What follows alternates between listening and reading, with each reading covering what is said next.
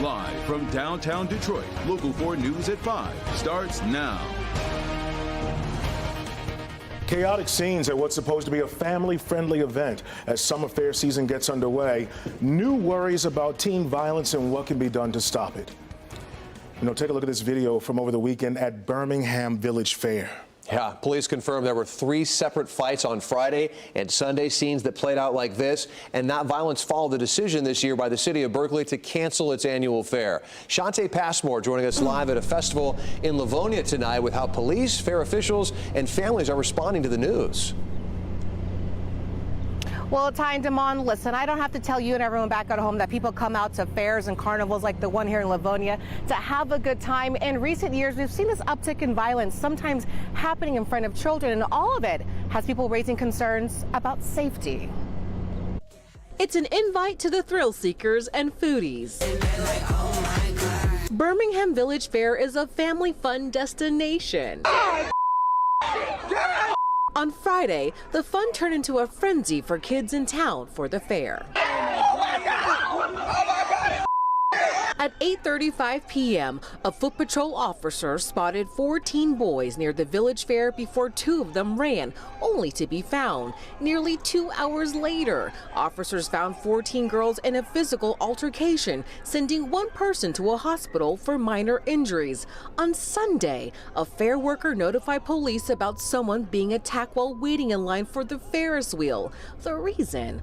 Officers determined the beef stemmed from someone cutting in line. We purposely went on Thursday because we knew that Friday, Saturday, even Sunday, maybe it would be a mess. The fights follow discussions about fair safety. Organizers canceled Berkeley Days just for this year after dealing with fights in recent years. The scenes happening so often, this woman describes the time a fight broke out while at a festival. It's nerve-wracking. It's scary. You don't know what's going on until afterwards. Meanwhile, Birmingham Police tells Local 4 it's committed to ensuring the safety and security of all attendees. In a statement, it reads in part, "We had a significant presence spread throughout the village fair and downtown, which led to quick response times and arrests in each reported assaults." While boosting police presence is welcomed, that can only go so far. So probably more conversations at home just about acting right and acting maturely when you're going out. And meanwhile, we've seen recently other fairs like the one in Hazel Park enforced a very strict youth supervision policy, meaning at all times children had to be supervised. And the takeaway, listen, police and fair organizers, they want people to have a good time, but they also want people to be safe. We're live in Livonia tonight. I'm Shante Passmore, Local 4. It's nice they've got that increased law enforcement presence, but really there's only so much they can do. Shante, thank you. And our other top story tonight, the man accused of throwing Molotov cocktail at a pro-Israel rally in Boulder, Colorado, has now been charged with a federal hate crime. Yeah, investigators believe Mohammed Sabri Solomon planned the attack for a year, and Jay Gray is in Boulder for us tonight. A full day later, and for many here, there is still an uneasy feeling as investigators learn more about the attack and the man they say is responsible. In just seconds, witnesses say a peaceful march is swallowed by flames and chaos. I saw fire, I saw people falling and screaming and crying and tripping. The suspect screaming "Free Palestine," spraying the crowd with a makeshift flamethrower. Shoots of fire, linear, about 20 feet long. Followed by multiple explosions. He had 3 Molotov cocktails. One of them he threw inside of a group. That group, called Run for Their Lives, routinely holding rallies calling for the immediate release of Israeli hostages in Gaza, as others nearby rushed in to help. Police arrested this man, 45-year-old Mohammed Sabri Solomon. Investigators say he carried out the attack alone, injuring at least 8, the victims ranging in age from 52 to 88, some with severe burns. It is clear that this is a targeted act of violence, and the FBI is investigating this as an act of terrorism. Police spending hours in and around this residence east of Colorado Springs, the FBI saying it's associated with the suspect. While back in Boulder, probably the scariest, most frustrating, terrifying thing, not just for me and my wife, but for my kids and for all of our community. A community that 24 hours later is still on edge. Investigators say Solomon has confessed to the attack and that he planned it for more than a year. Also that he, quote, wanted to kill all Zionist people, and that, referring to those he attacked on the mall just behind us here, he wished they were all dead. He also said that given the chance, he would do it all again. In Boulder, Colorado, I'm Jay Gray. Back to you now. And we've learned Solomon was illegally in the U.S. at the time of the attack. His visa expired in February of 2023. Now, with measles cases on the rise in several countries and here in the U.S., the CDC is now urging travelers to take extra precautions. The agency is advising that anyone heading overseas should be fully vaccinated against measles. We spoke with Dr. Lee today, an infectious disease expert at the Detroit Medical Center, about the new travel advisory. Something that's very unique about measles is how infectious it is. In fact, it is the most infectious virus that we have against mankind. How infectious? Studies find 9 out of 10 unvaccinated people who are exposed to someone with measles will get the measles. It's really important to know that you could be going to Disney World in Orlando and the person next to you could be coming off of the plane from a country where measles was common and people were not able to be vaccinated. So the airport really is a place that we should all be being careful. The CDC is cautioning that travelers can catch measles in hubs like airports and train stations, as well as on airplanes and trains or at crowded events. The Denver airport is the latest hotspot for the virus after officials confirmed 3 travelers from the same flight contracted measles, including a child under 5. In April, travelers at Detroit's Metro Airport were warned that they may have been exposed to measles by an infected adult from Kent County. In the U.S., there have now been over 1,100 cases of measles across 33 states.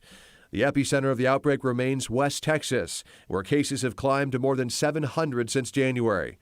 The risk of catching measles can linger for hours after the infected person has left the area. Measles is spread via airborne droplets, and when somebody sneezes or coughs or sings, or even speaks very loudly, those droplets are aerosolized and they can actually hang in the air for several hours. But 2 doses of the MMR vaccine are about 97% effective at preventing measles. The good news is that the measles vaccine is one of the most durable and effective vaccines that we have in our arsenal. Not only protecting travelers, but also reducing the risk they'll bring measles back home. Now, the measles vaccine is typically given at 12 months, but for travelers to high-risk areas, babies can get an early dose as young as 6 months old. The CDC recommends anyone under their vaccination status should see their doctor, unsure of their vaccination status, should see their doctor at least 6 weeks before going on their next trip. We'll take a live look right now at the White House. That's where tonight President Trump is doubling down on tariffs and signaling they're here to stay. This is the Senate takes up the president's one big beautiful bill. With the country's economic future on the line, the Trump administration claiming it's still serious about implementing the president's tough tariff policies. Tariffs are not going away. After President Trump doubled the tariffs on foreign steel and aluminum to 50%. The tariffs on steel into the United States of America, which will even further secure the steel industry in the United States. That announcement caused the European Union and China to react. The EU says it's preparing countermeasures, and relations with China have been deteriorating in recent weeks, each accusing the other of breaking a May agreement where both sides scaled back the initial large tariffs. China today saying the U.S. has unilaterally provoked economic friction. I can confirm that the 2 leaders will likely talk this week. The tariffs causing trouble for U.S. businesses, including Trump supporters. Politically, I'm conservative. I did vote for President Trump. I don't agree with the way he's handled the tariffs. I feel like American business people are being punished. Meanwhile, frustration is growing about how the president's economic policies could impact American households. Demonstrators marching from the Supreme Court to the Capitol to make their voices heard against the president's so-called Big Beautiful Bill as the Senate takes it up this week. This bill does not line up with what they promised they would do. The massive legislative package includes major tax cuts and boosts money for defense, border security, and mass deportation efforts. Even some Republicans speaking out against the bill, with steep cuts to Medicaid and the food aid program, SNAP. They should have been satisfied by just doing the tax part of this and not getting involved into the debt part of it. Well, several Republicans have indicated they cannot vote for this bill in its current form. And if every Democrat votes against it as expected, Republicans can only afford to lose 3 of their own votes. The president says he wants this bill on his desk by July 4th.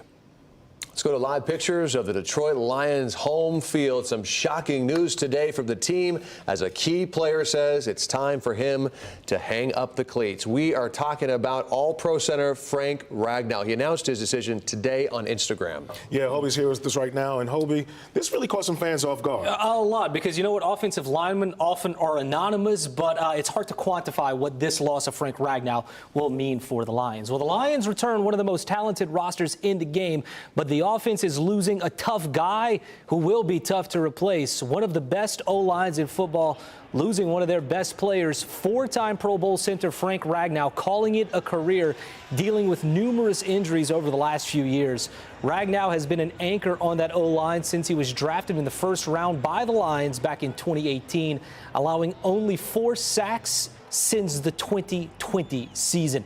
In a post on Instagram, Ragnow said in part, "I have given this team everything I have, and I thought I had more to give, but the reality is I simply don't. I have to listen to my body, and this has been one of the hardest decisions of my life." Ragnow has battled injuries his entire career, from a fractured throat to an inoperable toe to playing with a torn pec last season, missing just 1 game, a Monday Night Football game against Seattle. He is a warrior, and he has paid his dues. Obviously sad because of his, his impact on the team, but it's understandable. Absolutely, absolutely. I mean, you can only put your body through so much, and he wants to make sure that he has a future to ensure moving forward. Yeah, even though it seems to be catching some fans off guard, they seem to be pretty supportive in the comments. Oh, absolutely. And his teammates, Jared Goff, put something on Instagram as well. So teammates very supportive of his decision. All right. Thanks, Hobie. All right, now we go to the weather and live pictures from our Windsor sky cam. A little bit hazy out there. It's starting to feel, finally, a bit more like summer out there. We're finally getting ready for the heat to rise as we make our way through the week. It's happening. It's happening, so let's check in with our meteorologist, forewarned meteorologist Ron Hilliard. You're in for Kim tonight, so That's right. What's happening out there, man? Demond Ty, well, we have that sunshine. We just saw it in that shot of downtown. We are looking really, really nice out there. Look at this. We have plenty of sunshine.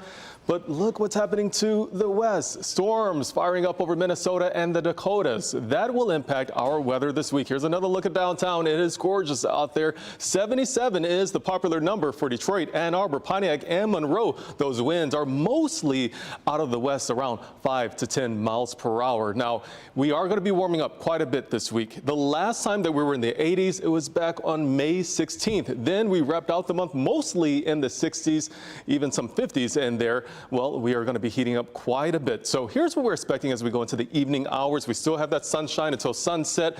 Finally, later on tonight, dropping down into the 60s. It's going to be nice out there. But the hot weather is on the way. I'm going to talk about those temps, as also we have some storm chances in our forecast. I'll show you that on the radar to our west. I'll talk about the timing of it coming up.